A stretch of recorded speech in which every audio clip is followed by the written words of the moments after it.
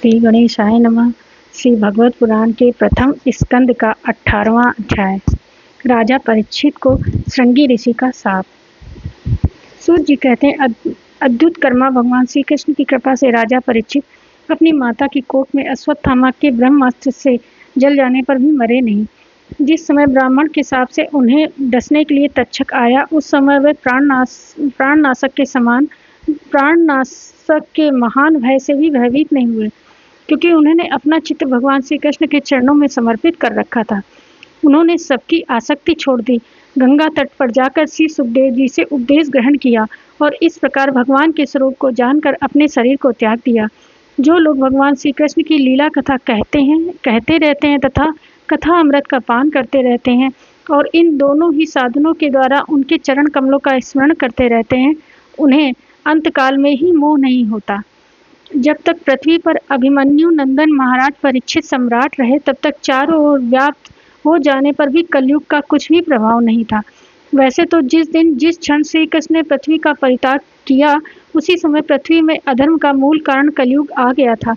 भ्रमर के समान सारग्राही सम्राट परीक्षित कलयुग से कोई द्वेष नहीं रखते थे, क्योंकि इसमें यह एक बहुत बड़ा गुण है कि पुण्य कर्म तो संकल्प मात्र से ही फलीभूत हो जाते हैं, परंतु पाप कर्म का फल शरीर से करने पर ही मिलता है, संकल्प मात्र से नहीं।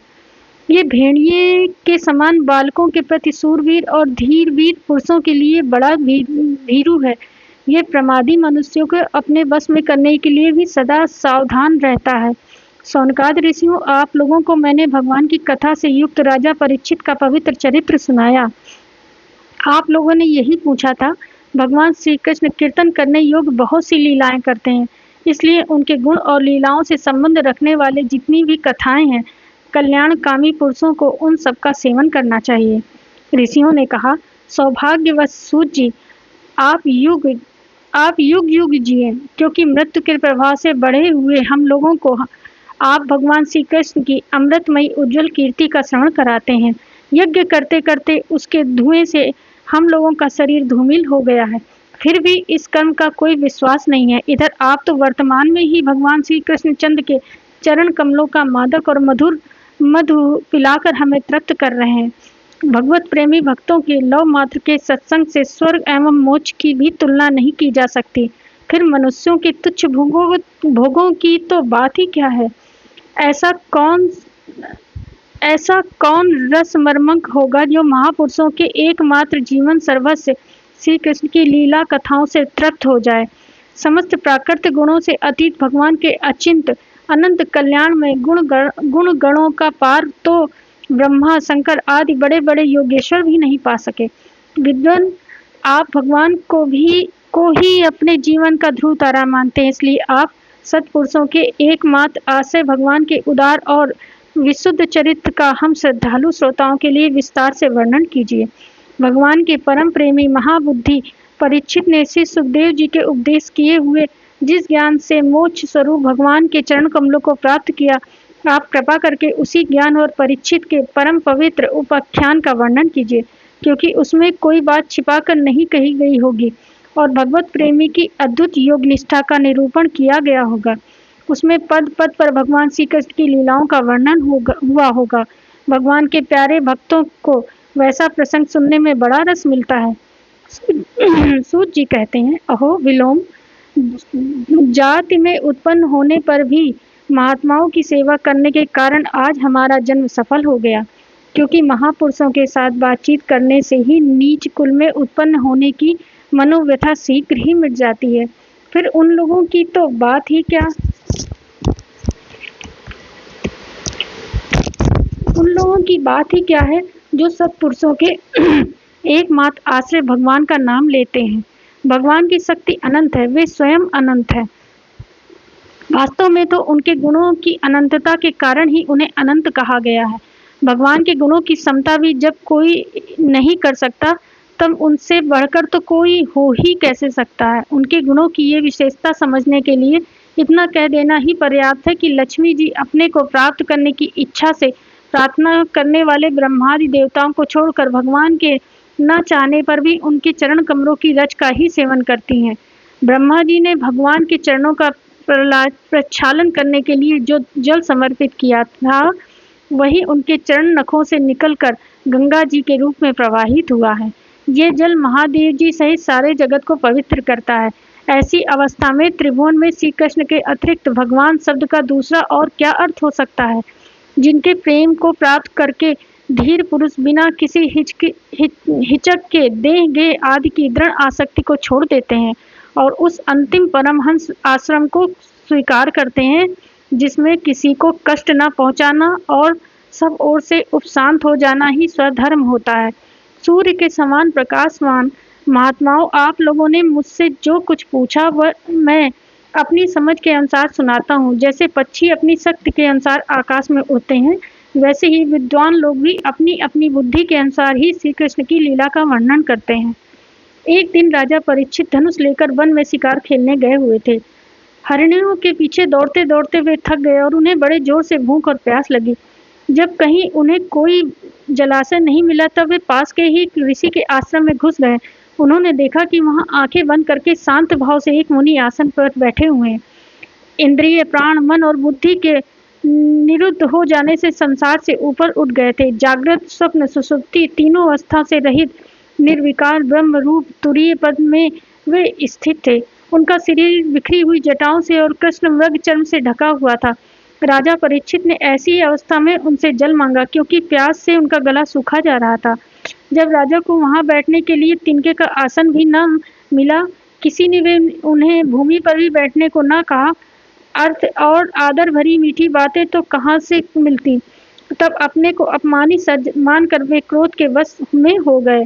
सौनक जी, वे भूख प्यास से छटपटा रहे थे, इसलिए एकाएक उन्हें ब्राह्मण के प्रति ईर्ष्या और क्रोध हो आया। उनके जीवन में इस प्रकार का यह पहला ही अवसर था। वहां से लौटते समय उन्होंने क्रोधवश धनुष की नोक से एक मरा सांप उठाकर ऋषि के गले में डाल दिया और अपनी राजधानी में चले आए। उनके मन में यह बात आई कि उन्होंने तो जो अपने नेत्र बंद कर रखे हैं, सो क्या वास्तव में इन्होंने अपनी सारी इंद्रिय वृत्तियों का निरोध कर लिया है, अथवा इन राजाओं से हमारा क्या प्रयोजन, यह सोचकर उन्होंने झूठ मूठ समाधि का ढोंग रचा रखा है। उन समीक मुनि का पुत्र बड़ा तेजस्वी था। वह दूसरे ऋषि कुमारों के पास ही खेल रहा था। जब उस बालक ने सुना कि राजा ने मेरे पिता के साथ दुर्व्यवहार किया है, तब वह इस प्रकार कहने लगा, ये नरपति कहलाने वाले लोग उत्तिष्ठ भोजी कौओं के समान संड मुसुंड होकर कितना अन्याय करने लगे हैं। ब्राह्मणों के दास होकर भी ये दरवाजे पर पहरा देने वाले कुत्ते के समान अपने स्वामी का ही तिरस्कार करते हैं।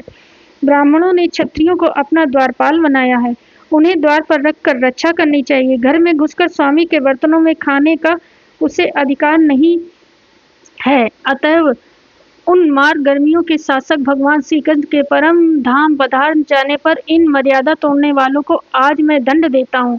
मेरा तपोबल देखो। अपने साधी बालकों से इस प्रकार कहकर क्रोध से लाल लाल आंख वाले उस ऋषि कुमार ने कौशिकी नदी के जल से आचमन करके अपने वाणी रूप वज्र का प्रयोग किया। कुलांगर परीक्षित ने मेरे पिता का अपमान करके मर्यादा का उल्लंघन किया, इसलिए मेरी प्रेरणा से आज के 7वें दिन उसे तक्षक सर्प डस लेगा। इसके बाद वह बालक अपने आश्रम पर गया और अपने पिता के गले में सांप देखकर उसे बड़ा दुख हुआ और वह ढाल मारकर रोने लगा। विप्र सौनक जी, समीक मुनि के ने अपने पुत्र का रोना चिल्लाना सुनकर धीरे धीरे अपनी आंखें खोली और देखा कि उनके गले में एक मरा सांप पड़ा है। उसे फेंककर उन्होंने अपने पुत्र से पूछा, बेटा तुम क्यों रो रहे हो? किसने तुम्हारा अपमान किया है? उनके इस प्रकार पूछने पर बालक ने सारा हाल कह दिया। ब्रह्म ऋषि समी के राजा के साप की बात सुनकर अपने पुत्र का अभिनंदन नहीं किया। उनकी दृष्टि में परीक्षित साप के योग्य नहीं थे। उन्होंने कहा, ओह मूर्ख बालक, तूने बड़ा पाप किया। खेद है कि उनकी थोड़ी सी गलती के लिए तूने उनको इतना बड़ा दंड दिया। तेरी बुद्धि अभी कच्ची है। तुझे भगवत स्वरूप राजा को साधारण मनुष्य के समान नहीं समझना चाहिए, क्योंकि राजा के दुस्साहस तेज से सुरक्षित और निर्भय होकर रहकर ही प्रजा अपना कल्याण संपादन करती है। जिस समय राजा का रूप धारण करके भगवान पृथ्वी पर नहीं दिखाई देंगे, उस समय चोर बढ़ जाएंगे और अरक्षित भेड़ों के समान एक क्षण में ही लोगों का नाश हो जाएगा।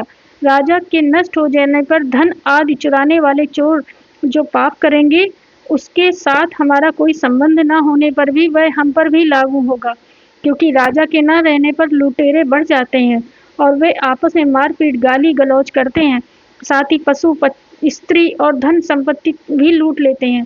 उस समय मनुष्यों का वर्णाश्रमाचार युक्त वैदिक आर्य धर्म लुप्त हो जाता है। अर्थ, लोभ और काम वासना के विवश होकर लोग कुत्तों और बंदरों के समान वर्ण संकर हो जाते हैं। सम्राट परीक्षित तो बड़े ही यशस्वी और धन धुरंधर हैं। उन्होंने बहुत से अश्वमेध यज्ञ किए हैं और वे भगवान के परम प्यारे भक्त हैं। वे ही राष्ट्रीय भूख प्यास से व्याकुल होकर हमारे आश्रम पर आए थे। वे साप के योग्य कदापि नहीं है। इस नासमझ पर बालक के हमारे निष्पाप सेवक राजा का अपराध किया है। सर्वात्मा भगवान कृपा करके इसे क्षमा करें। भगवान के भक्तों में भी बदला लेने की शक्ति होती है, परंतु वे दूसरों के द्वारा किए हुए अपमान, धोखेबाजी, गाली गलौज, आक्षेप और मारपीट का कोई बदला नहीं लेते। महामुनि समीक को पुत्र के अपराध का बड़ा पश्चाताप हुआ। राजा परीक्षित ने जो उनका अपमान किया था उस पर तो उन्होंने ध्यान ही नहीं दिया।